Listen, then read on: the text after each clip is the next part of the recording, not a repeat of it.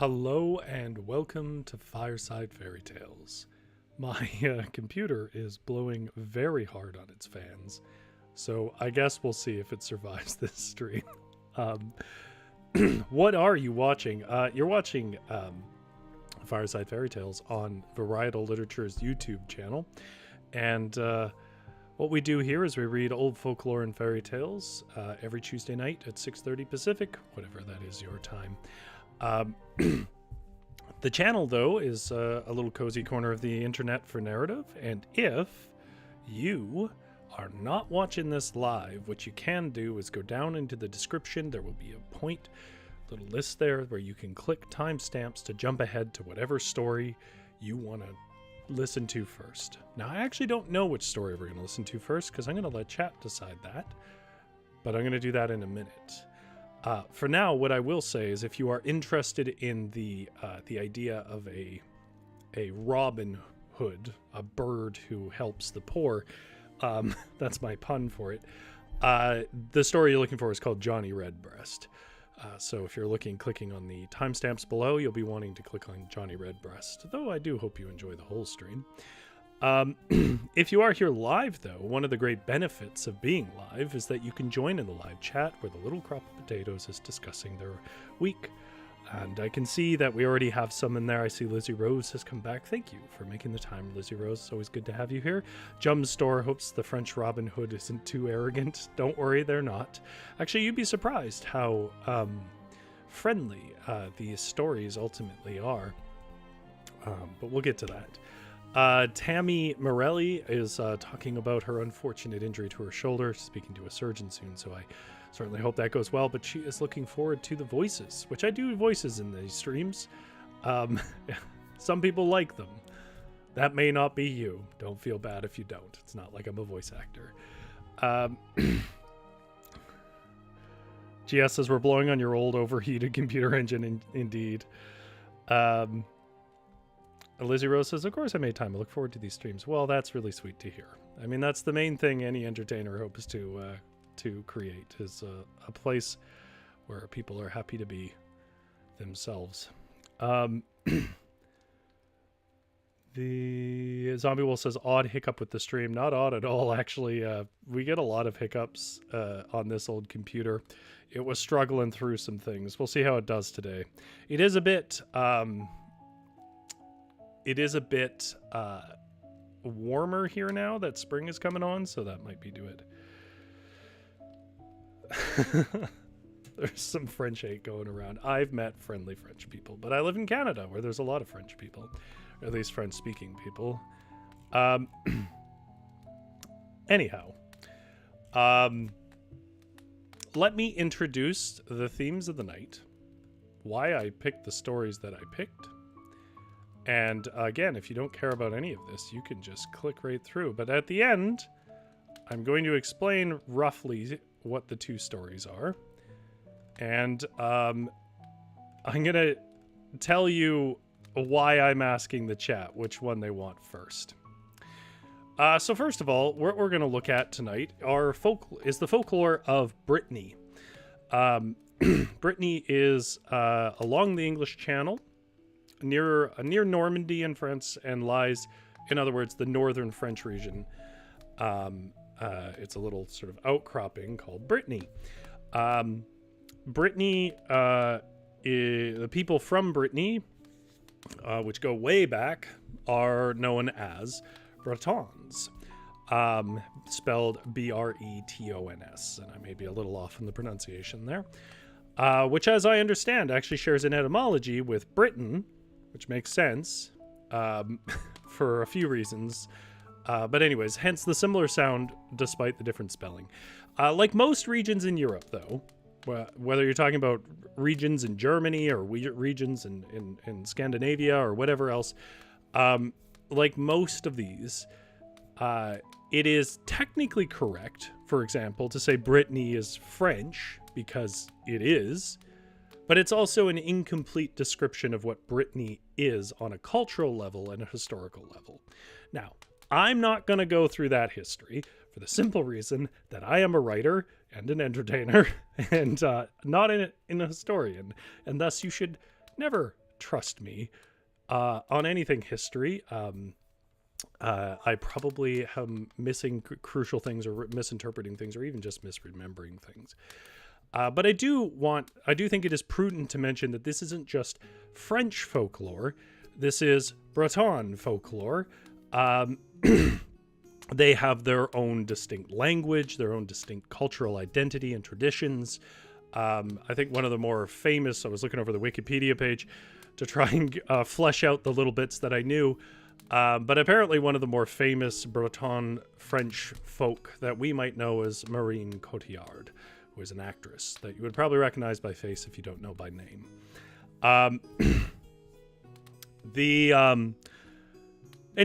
With the point is it has its own distinct history and culture from the wider French area. And that's something just to know, and, not for any particular reason other than it's more accurate and to be, respectful to the people we're reading stories from. So we are reading stories today collected from that region around the turn of the century. This book is called Popular Legends of Brittany by Emile Sonvester. For reasons I don't understand, and I may be misunderstanding it because it was hard to find any sort of background info on the book itself, apparently it was published in German, not French, or the Breton language. And it was translated to English, and we're reading the translated English one. I don't know why that is. Brittany, to my knowledge, doesn't really have any connection to Germany, so other than, I guess, being closer than some places, but it's not particularly close in terms of areas of France to Germany. Anyways, if anyone knows the backstory story on the book, they're welcome to share it in the chat or comments.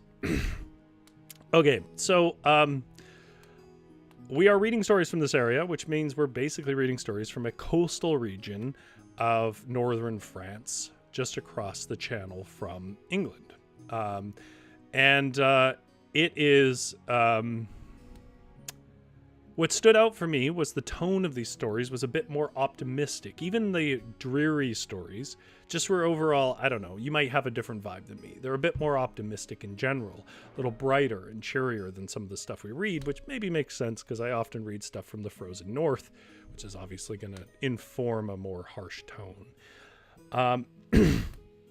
But, maybe you will feel differently because we're going to read two stories that sort of do an opposite thing around a theme.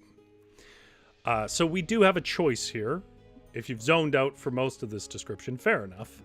But if you haven't, now's the time to come in or if you have rather, now's the time to come in and focus, because here's the question. We have two tales we're going to read tonight. We're going to read both of them, but the order they're going to read them in is up to you. And there's a reason for that. One of them is a tale of a girl who ruins her own happiness, and the other is a tale of a girl who creates and secures her own happiness. So, which one do you want to go out on? Do you want to start with the dreary one and go to the good one and be a little more cheerful at the end of the stream, or do you want to start with the cheerful one and then wade our way into the more dreary one at the end? So, what do you want to read first, dreary or happy? And I'm going to have a drink of water.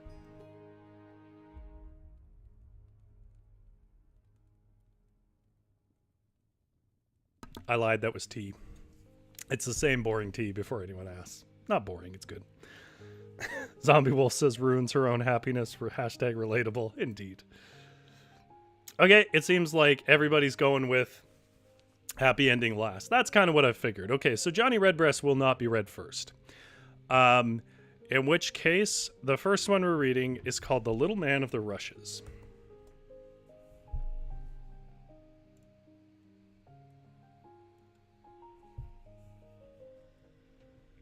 Sounds like a plane taking off. I wonder what is there anything I can close that's going to help this thing be a little less angry at me? No. We're down to just essential windows. Okay, well, I mean, if it dies, it dies. All right. So that means if you are watching this and you're not in the mood for a dreary one, give me like 20 minutes. I don't think it's super dreary. It's not like super tragic or gruesome or anything like that, but it does ultimately not have a very happy ending. This takes place in a farm.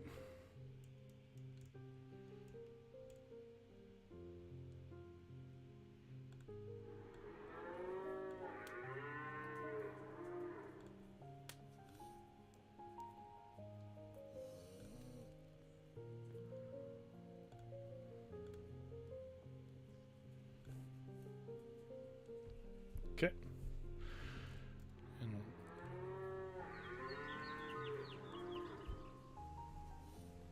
Jumpstore says I can actually hear the fans of Rory's laptop. Oh god, that's what I was afraid of. Okay, I'm gonna move my computer back a bit. Not really sure there's anything I can do about that. Because if I try to cover it, that's gonna make it much worse. I apologize. If you do hear just a low hissing in the background, that is unfortunately my angry little fans on my laptop. Okay. Our first story tonight, as voted by the chat to be the first story, is The Little Man of the Rushes, which comes to us from the book Popular Legends of Brittany by Emile Sylvestre, which is, of course, a region of France. It is, this book is available on Google Books, and it's a good collection. That's why I'm reading from it. The Little Man of the Rushes. Now, once on a time, before an almanac was ever heard of, or anybody had ever thought of reckoning the years, there lived on the finest farm in the whole valley an honest peasant, who had one daughter called Barbary, or more commonly, Bab. She was famed far and wide.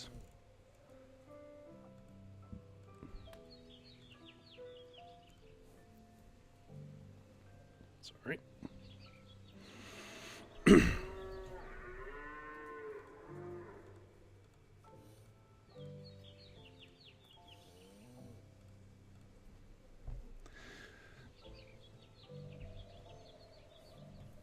She was famed far and wide for her beauty, but above everything else... Sorry, I'm trying to get these cows to stop. Jesus. There we go. I think I got it. She was famed far and wide for her beauty, but above everything else, she was counted the best dancer and the most daintily dressed maiden in the country. When she went to church on Sundays, she wore a little cap embroidered with gold, a lace kerchief about her neck, 5 petticoats, one over the other, shoes with silver buckles, so that everybody looked at her with envy, and out of ill will they turned their noses up at her. Bab troubled herself little about that, for the handsomest young men of the village flocked round her and whispered her praises in each other's ears so often that she blushed up to the eyes at overhearing what they were saying about her.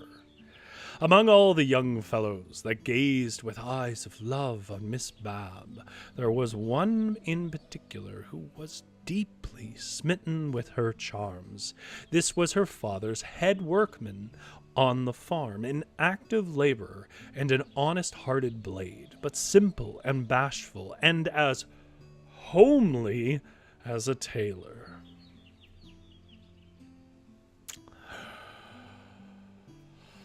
For this reason, the girl would not listen to him, although he was in other respects a worthy person, and whenever he accosted her, she was always used to tell him that he was a clumsy ass. But Joachim loved her out of the very depths of his heart, and he could bear to have her scold him, but it troubled him sorely that she whom he loved, at the same time that the very sight of her was a joy to him, occasioned him such unspeakable vexation. And one evening, as he was driving the horses home from the pasture, he stopped at a swampy watering place and let them drink. And he stood a little apart with his head sunk upon his breast. And he sighed heavily, for he was thinking of Bab. When all at once, a voice issuing from the rushes of the swamp called out to him. "What troubles you so, Joachim? You must not be so easily discouraged." Well, Joachim was full of astonishment and raised his head and said, "Who is that speaks to me?" "It is I, the little man of the rushes," answered the same voice. "I see no one," Joachim called out. "Look straight before you, and you'll see a handsome green frog in among the rushes. I take all the shapes just as I please, and I can even make myself invisible when I've a mind to. Can you ever be seen in your ordinary shape? Why not? You shall see that forthwith, if that will amuse you." And with these words, the frog sprung upon the back of one of the horses and suddenly changed into a tiny dwarf, dressed in green, with very delicate, shining boots. And Joachim was rather frightened. He drew back several paces, but the dwarf said he need not be afraid, for he would do him no harm, but on the contrary, he would be of great use to him. "But how have I deserved your favor?" said the husbandman, a little mistrustful. Also, how is this the only piece of folklore I've ever read where they ask that question just straightforward? That should be the first question.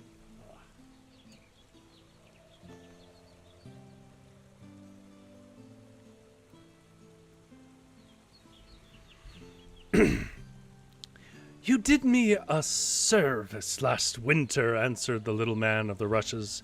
"My brother and I are at strife with the kobolds, who live in the holes and caves, because they consider it a crime in us to be well disposed to mortal men.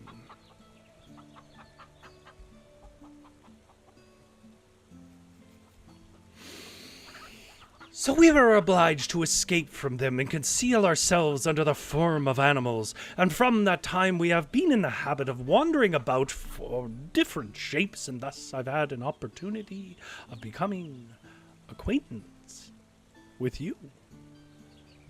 "How so?" "Do you remember that about 3 months ago, when you were working in an alder thicket, you found a robin redbreast caught in a snare?" "Oh, yes," replied Joachim. "I remember it well. I gave him his freedom, and thus, 'Thou eatest no corn, there take thy freedom, bird of heaven.' Well, now that robin redbreast was I, and at that moment I resolved to be your friend. And to give you proof of it, I'll get Bab for your wife, for I know you love her dearly."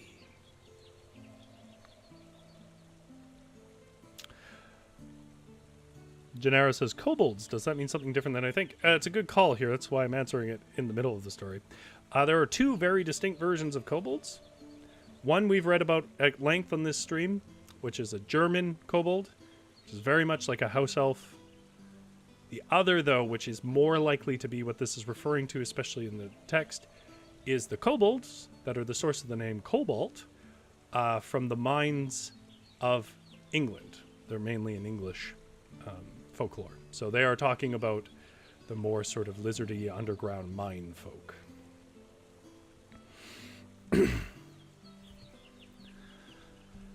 "Oh, little man, if you could do that, I would give you everything in the world but body and soul." "Let me manage it. Between now and a couple of months, the farm and the maiden shall be yours." "How will you bring that about?" "That you shall certainly see. In the first place, smoke your pipe, eat, sleep, trouble yourself about nothing." And Joachim thought the conditions were not hard, and he would certainly take up with them. Thereupon he thanked the dwarf, and pulled on his hat and drove the horses on to the farmyard.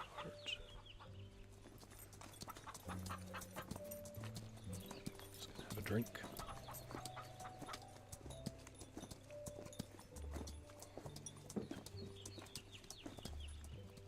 The next day was Sunday. Bab rose earlier than usual, went out to the cow stalls of which she had the care, and to her great astonishment she found everything already in order.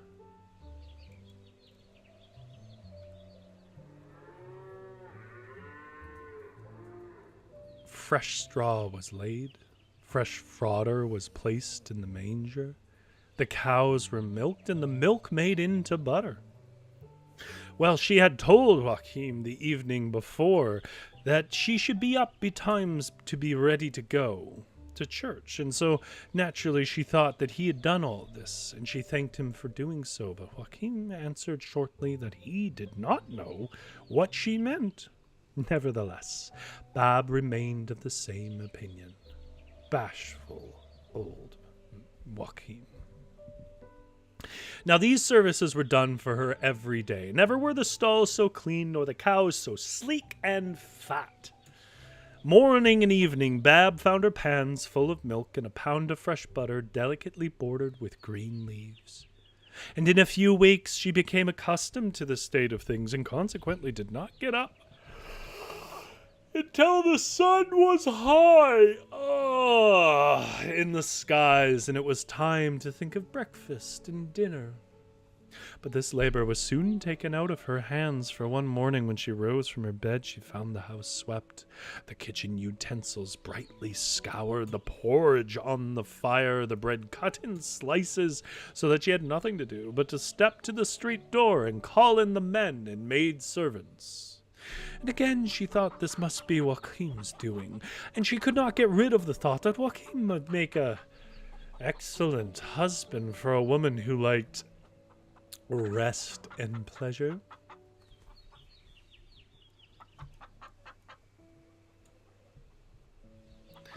In fact, Bab needed only to express a wish be for Joachim when it was immediately fulfilled, and when the wind blew so cold or the sun glowed so warm that Bab feared to spoil her complexion by going out to the spring, she would say softly, "I wish that my water pails were standing full in their places and my pitchers were filled." And there she would go to gossip with a neighbor, and when she came back there stood the pails and pitchers on the stone table, filled according to her wish. If it was troublesome to her to bake bread, or inconvenient to heat the oven, she had only to whisper, "Oh, I wish to my heart I had 6 15-pound loaves on the table over the tray." And in a couple of hours afterward, the 6 loaves were there. 15-pound loaves? She talking about bread? That's the largest loaf I've ever heard of. Maybe that's a reference to something else, not the modern pound. If she thought the market too far off and the roads too bad, she would say the day before, "Why am I not back again with empty milk pails and butter bowls and a pound of black cherries in my dish and money in my pocket?" And the next morning when she rose, she found at the foot of her bed the milk pails empty and the butter bowls likewise, and a pound of black cherries in the wooden dish and a bright gold piece in her pocket. Oh, GS says 15 one-pound loaves. Oh, I misread. Sorry. But she was not long satisfied with all this. Would she send a message to another maiden, or bespeak anything she wanted? Did she wish to buy a ribbon from the city, or to know when a church festival or a dance would take place? Joachim was always at hand. I'm very tempted to say, "As you wish." She needed only to say what she wanted, and it was immediately done. This went so far that she would revenge herself sometimes on her young friends in this way, and often play them many a harmless trick. In this way it was that she could not live without Joachim, because in her own mind she considered him as the cause of all these things. He served her for rest as well as for pleasure, for her friendship and her spites, and in one word, he was anything and everything to her. And when things were in this train, the little man of the rushes advised his protege to renew his proposals again. And this time Bab actually heard him out to the end, instead of dismissing him as before.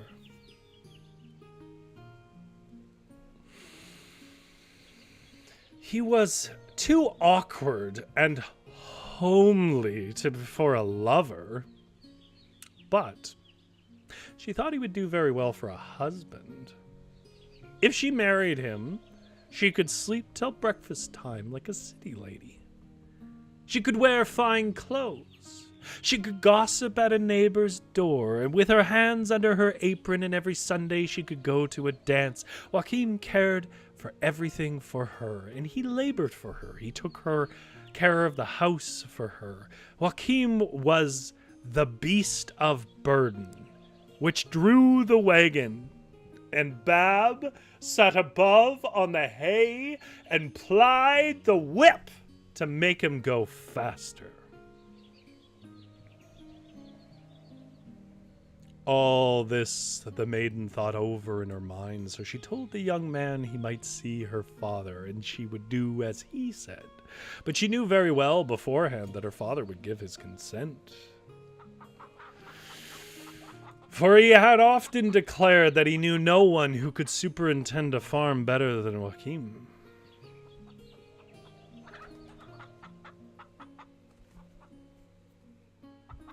So next month they were married, and a few days afterwards the father died and left the house and farm to the young folks. Now, that's a very convenient form of storytelling right there.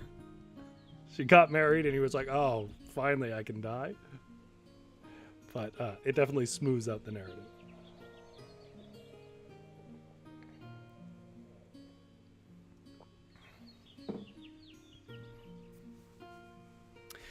This was for Joachim no small charge, but the little man of the rushes came to his aid again. He worked for him as a servant, and he did more than 6 hired men would have done.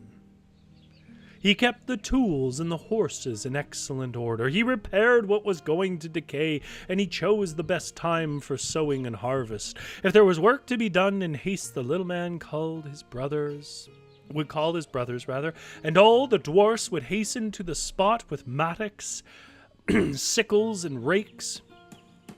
And did they lack draft cattle, the little man would send Joachim where his brothers lived, and he only had to say, "Dear dwarfs, be so good as to lend me a pair of oxen or a span of horses with all thereto belonging."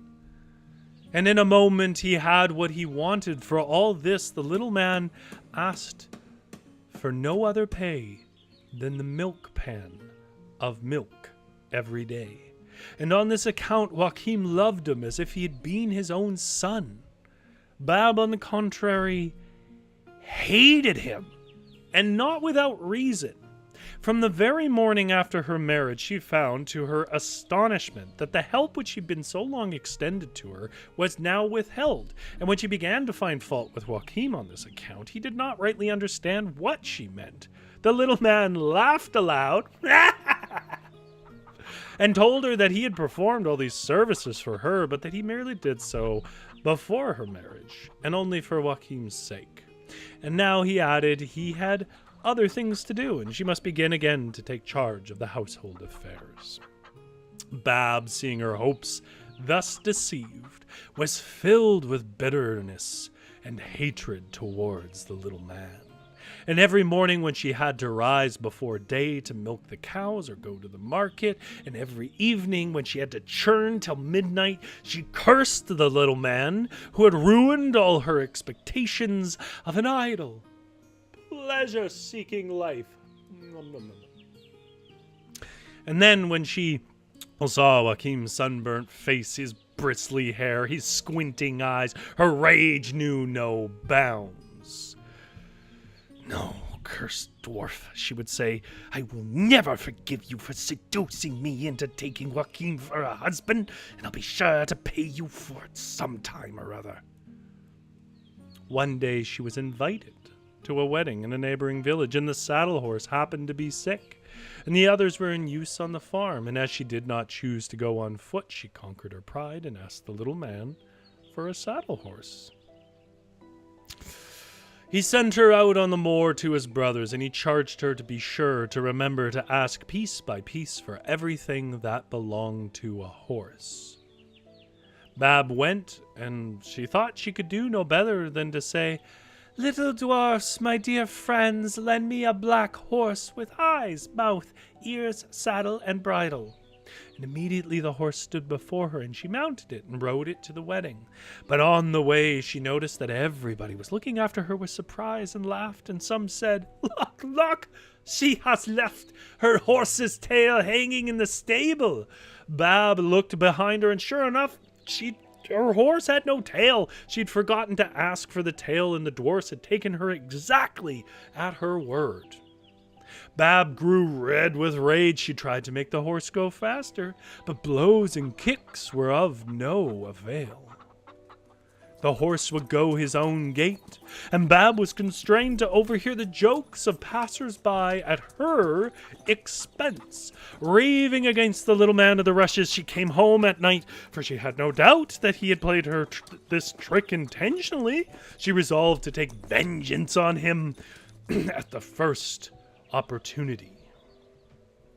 Well, spring had now opened, and May being the festival time of dwarves, the little man begged permission of Joachim to invite his brothers for a feast and dance in the evening on their barn floor, and Joachim naturally could not say no. He told Bab to prepare the barn floor, to spread out the whitest sheets, and to set an abundance of fine wheat bread and butter to reserve all the mornings and evenings' milk for them, with other appropriate accompaniments. To his great surprise, Bab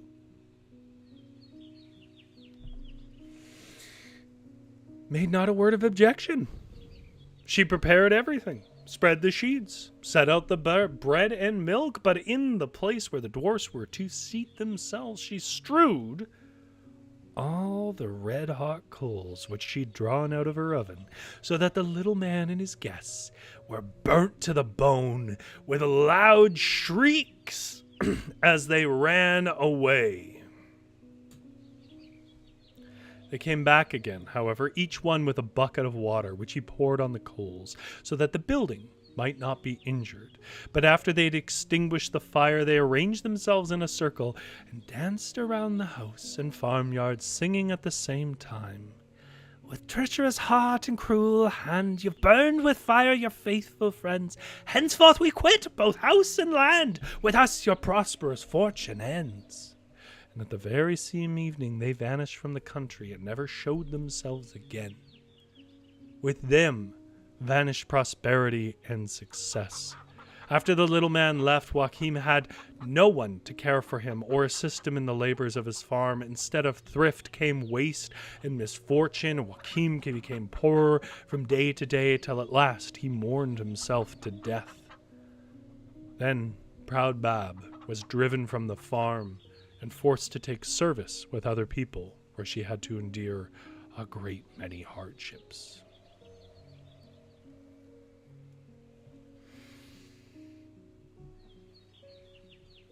Now, I'm conflicted on this. I mean,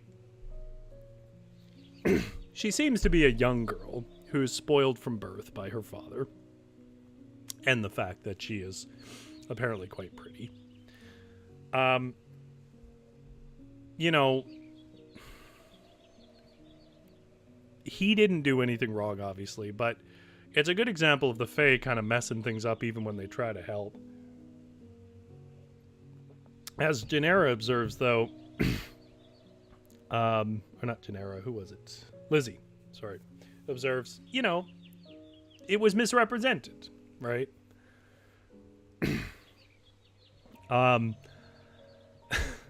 she's makes a mistake, but she's obviously a petty person. Like, I don't think she's a great person, but it's hard for me to view this as an entirely deserving thing. Rather, I think, and this is very interesting to me, I think this is more an example of like fatal flaws in literature. You know, Joachim's fatal flaw is his undying love for a person who doesn't really care about him. If you can call that a fatal flaw, I'm stretching the definition a lot. But her fatal flaw is obviously this sort of, you know, built-in arrogance, however you want to summarize that. And between the two of them, they set up a situation where they have a tragic end. I find that very interesting. Yes, which is why you avoid deals with them. Also, good to see you, Janera. Thank you for tuning in. You know, obviously she views the world with a lot of contempt, but she was misled and into the point of marriage. That's not cool.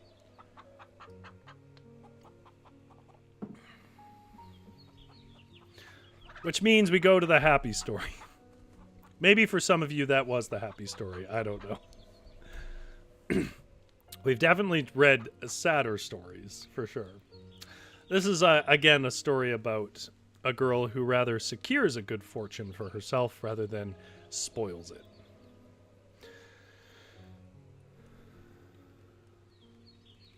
Oh, we're talking about Aladdin's father dying of embarrassment? Yeah, there's always a lot of like, you know what I think it is, honestly? I don't even think it's just bards being dramatic in the past. I think it's just so little was understood about what killed a person or why someone died that just anything could be said. Like, we don't know what happened to him. He just keeled over one day. It could have been like an aneurysm or something, but they're not going to understand that. So they're just like, well, I guess it was because, you know, his son danced badly last week or something, or he upset the devil or, you know, whatever else. I think that might be where some of this comes from. All right. Well, Johnny Redbreast takes place around birds as well. I don't even think I really need to change the soundtrack.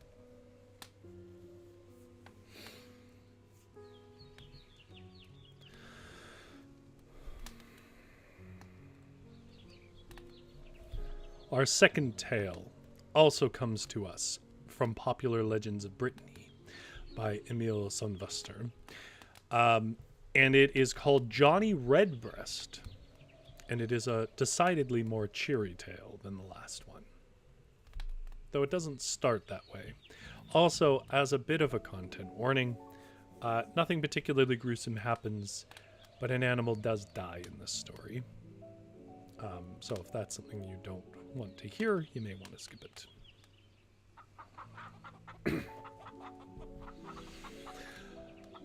Once on a time,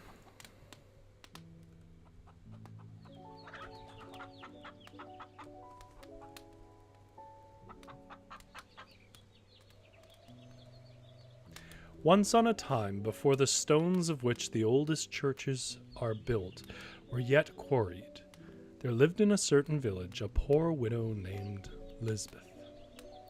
Her father was a rich and respectable man who, when he died, left a house and a good deal of landed property, a mill and a bakery, 12 horses, twice as many oxen, 12 cows, and 6 times as many sheep, to say nothing of the corn and the flax.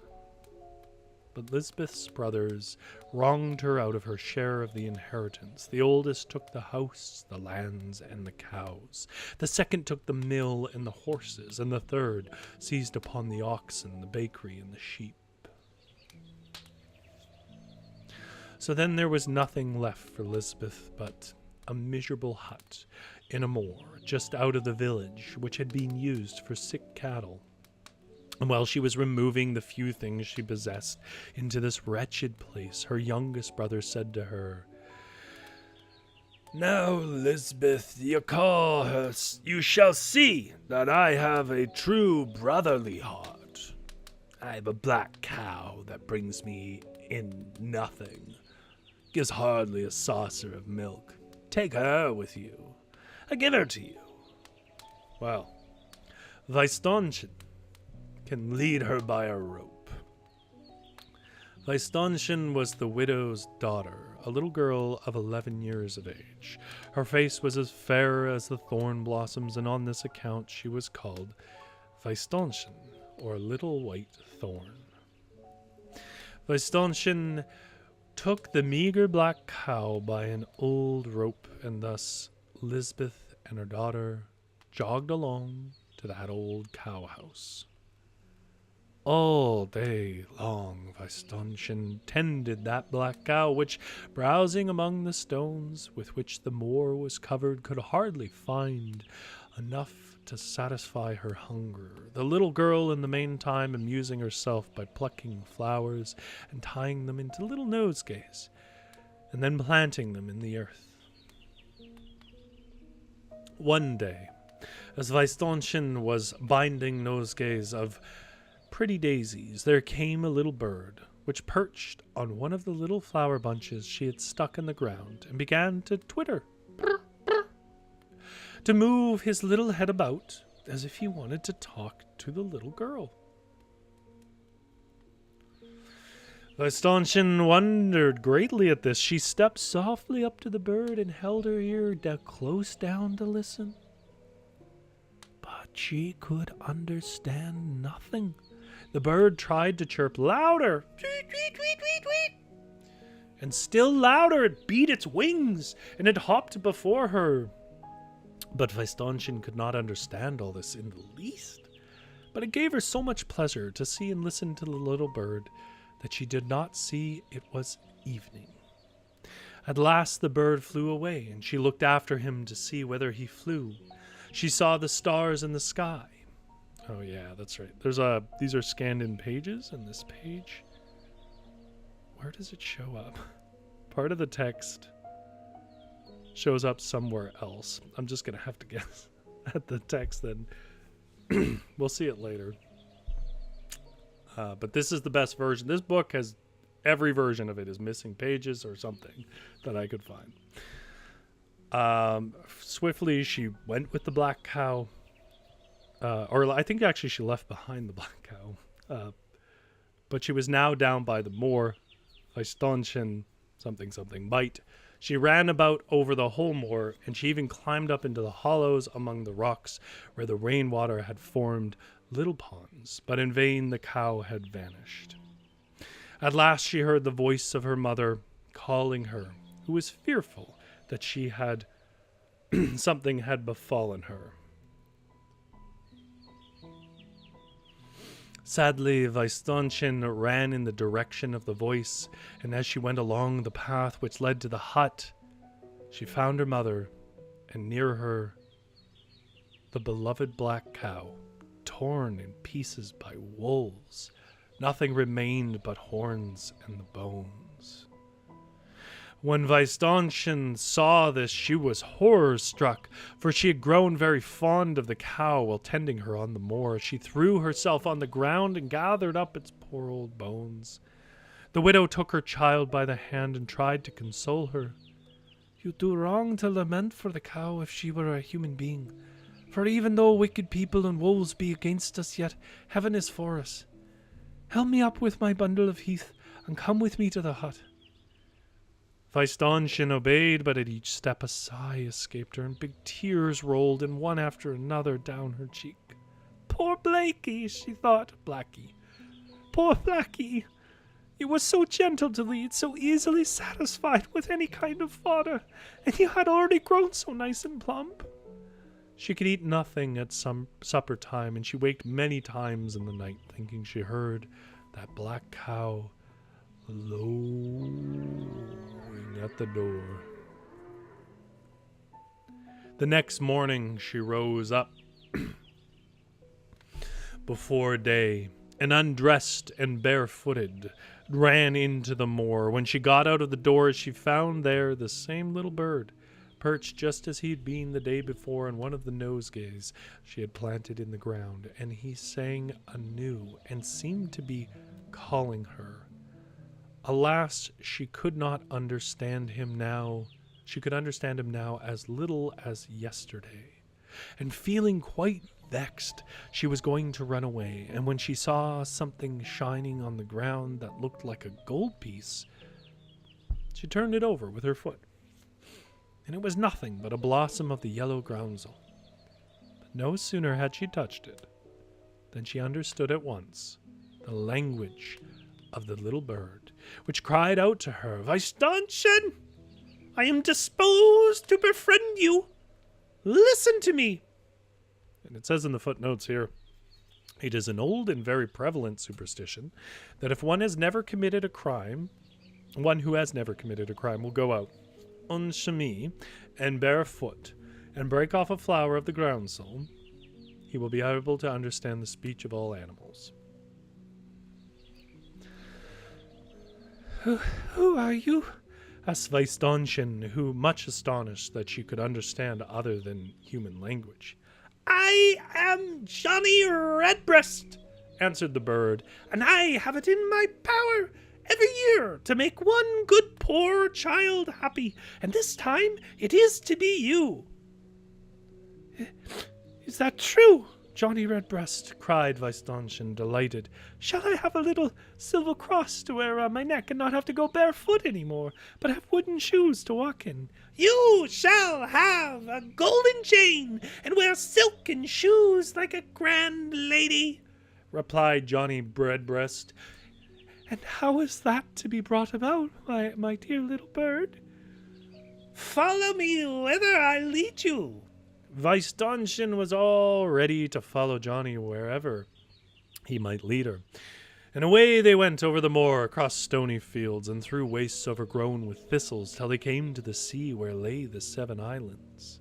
Here Johnny Redbreast stayed his flight and said to the little girl, "Do you see anything on the sands by the seashore? There, right before you." "Oh, yes," answered Weissternchen. "I see great sabots of red beechwood that have never been scorched at the fire, and a stick of holly which no sickle has ever touched. Put on the shoes and take the little staff in your hands." "I have done so." "Now go through the water till you come to the first island, and then go round till you come to a rock which has grown sea-green rushes." "And what then?" "Gather some rushes and make a rope out of them." "I will do so." "Then you are to knock with the little staff upon the rock, and a cow will come out. You will secure her with the rope of rushes and lead her to your mother to console her for the loss of the black cow."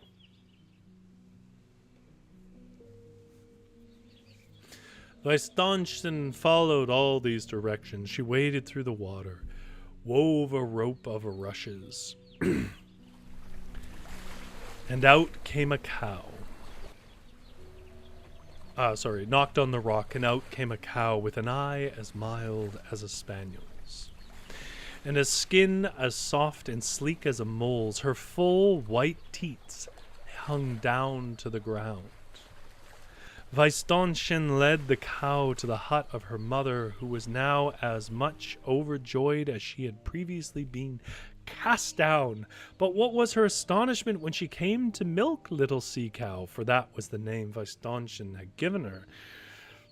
The milk ran between her fingers without cessation like the water of a fountain. Lisbeth filled all the basins in the house. Still the milk continued to pour. "Oh, heavens!" cried the widow. "This is a clear miracle." Little Sea Cow continued to give milk, and it was more than was needed for all the inhabitants of the place, and her fame soon spread abroad. Many a one came to see the cow, to get some of her milk, for it was richer and sweeter than any other. The richest farmer wanted to buy her, and each one came and offered more than the last. At length, the oldest brother came and said, "You ought to consider that I'm your brother, and therefore let me have the cow rather than anyone else. Give me little Sea Cow, and you shall have all my cows for her." Lisbeth answered, "Oh, little sea cow is more valuable than all the cows in the country, and I can supply all the markets with her milk." "Well, but let me have her, dear sister," he answered. "I'll give you a father's house in which you were born, together with the lands, the horses, and wagons." And this offer Lisbeth accepted. She was conveyed to the house, where she turned over a clod of earth and drank from the spring and made a fire on the hearth and cut a tuft of hair from the horse's tail in token that everything now belonged to her. And then she delivered up little Sea Cow to her brother, who went with her a long, long way off. Weisdonchen wept when she saw the cow driven away, but when evening came, she went out into the stalls, and as she looked about, she said to herself, "Oh, why is not little Sea Cow here? When shall I see my little Sea Cow again?" And she had hardly done speaking when she heard the lowing of a cow close beside her, and because she had touched the yellow groundsel, and thereby could understand the language of all animals, she listened as the voice said, "Here I am, my dear Weisdonchen." Utterly astounded, she looked around and beheld the little Sea Cow. "Ah, is it you? Pray, you brought you back." "I could not stay with your uncle," answered the little Sea Cow, "because I cannot belong to anybody that is not good. For this reason I have come back to you of my own accord." "But then my mother will have to give back the house, the farm, and cattle," said Weisdonchen. "No," said the cow, "because he deprived you of them in a very unjust manner." "But he will come again and recognize you." "Go and bring me 3 milkwort blossoms." Weisdonchen brought the 3 milkwort flowers, and while the cow was eating them, she was bid to call out 3 times, "Johnny Redbreast! Johnny Redbreast! Johnny Redbreast!" And when she had called the 3rd time, the cow was all at once into a beautiful horse. Weisdonchen was astonished. "Now my uncle will never know you again, and instead of little Sea Cow, I shall call you little Seahorse." Well, the widow was full of joy when she learned what had happened. The next day she took out the horse to carry some corn to the market, but think of her astonishment when the more she laid upon the horse, the broader grew his back. And this one horse could carry more than all the horses in the place. This was soon noised about, and now came the other brother and begged his sister to sell him the horse. This she refused to do until he offered it for his horses, his mill, and all the swine that he was fattening. Then the widow consented to part with the horse and took possession of the mill. But at evening the things went just as before. Little Seahorse was back in his stall. And Weisdonchen brought 3 milkwort flowers and gave them to the horse. And when she called "Johnny Redbreast" for the 3rd time, the horse changed into a sheep, which she named Little Sea Sheep. Not really a creative name, person. The sheep had wool as long as hemp, white as linen, and fine as silk. The widow came to witness the new wonder, and when she'd looked at the sheep, she said to Weisdonchen, "Go and get the great sheep shears, for the sheep has more wool than it can carry." But as she sheared the sheep, the wool immediately grew again, just as long as it was before she cut it. And Lisbeth perceived that Little Sea Sheep was worth more than all the sheep in the whole country. The third brother came that way accidentally and saw how things were, and immediately exchanged his whole bakery, sheep and oxen, for the little sea sheep. But as he was driving it away, he passed by the seashore near the 7 islands. There, little sea sheep rushed into the water, swam across to the first island, vanished into the rock covered with sea green rushes, which opened and immediately closed behind him. Well, that evening, Weistonchen waited in vain for the little sea sheep. Night came and the next morning, but no little sea sheep this time. Sadly roamed Weistonchen over the moor, and there she found Johnny Redbreast sitting, who said to her, "I've been waiting for you, my dear Weistonchen. Little sea sheep is gone, and will never come again. Your uncles are justly punished for their avarice and dishonesty, and you are now rich enough to wear a golden chain and silken shoes. I have nothing more to do here. Always remember, you have been poor, and remain as good as you are pretty." And with these words, Johnny Redbreast flew away, never showed himself again. Not to Weistonchen, anyways. Weistonchen grew up tall and handsome. She did remain good and tender-hearted, and always sympathizing with the needy and suffering, and taking a particular interest in all poor children, and all who knew her loved her.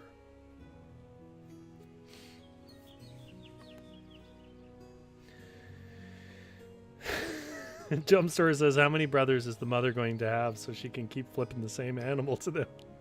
Yeah, in the beginning it talks, she has 3 brothers and they each take parts of the family's estate from her.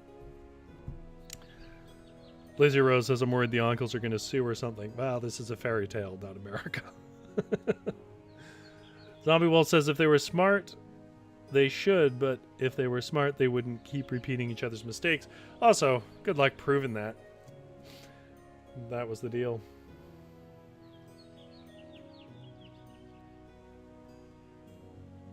Lots of comments on cow teats. Which isn't surprising for the group. I want to go back and recheck that loaf line, though. I didn't want to break the flow of it. I want to make sure I didn't misread that or anything. I'm curious.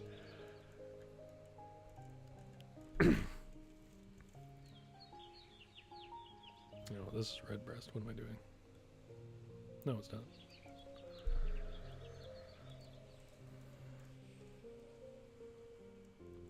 Sorry, I know this is not compelling. No. Yeah, okay. If it was troublesome to her to bake bread or inconvenient to eat the oven, she had only to whisper, I wish to my heart I had my 6 15-pound loaves on the table over the trays, and in a couple of hours the 6 loaves were there.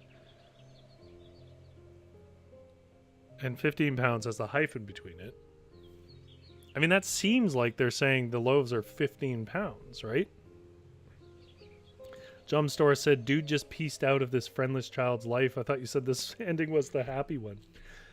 Compared to the good guy dies, who did nothing wrong, and the farm fails, I think it's happier.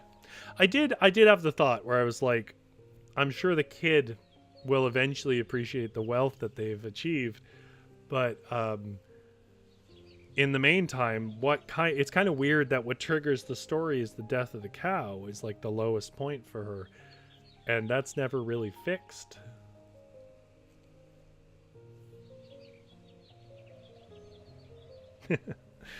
Zombie Wolf says, random trivia, champagne is called champagne because it comes from Champagne, France. If it's not champagne, if it's not from Champagne, it's just called sparkling wine. Or if it's from, which is prepared a bit differently, from Italy, it's called, oh, it was just in my mind. Not prosciutto. Prosecco? You guys will tell me. It's been so long since I've drunk it. I can see it, but I can't think of its name exactly. GS says, oh, I got a phone call. I missed the story. I will have to rewatch later. Indeed. No problem. That's the nice thing about the videos on demand. Yeah. Jumpstore says, well, how do you resolve death, Rory? I mean, it is a fairy tale. They could have just brought the cow back, which is honestly where I thought it was going. It is not the way I would have written the story personally. If it was my story, I think I would have gone for the leaner path of, you know, he brings the cow back, but this time her care is rewarded by the cow doing these things. Prosecco, that's it. Thank you, GS. Anyways.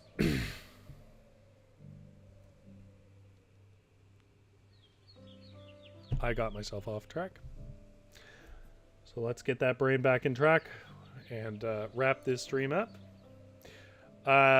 Tammy says, well, thank you for the interesting stories tonight. Hope everyone had a wonderful night. Sweet dreams all. Indeed, Tammy. I hope your meeting with the surgeon goes well.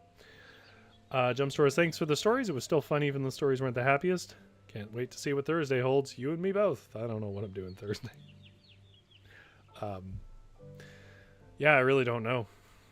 I am doing something in the day, so maybe that will inform a decision to play it. What to play.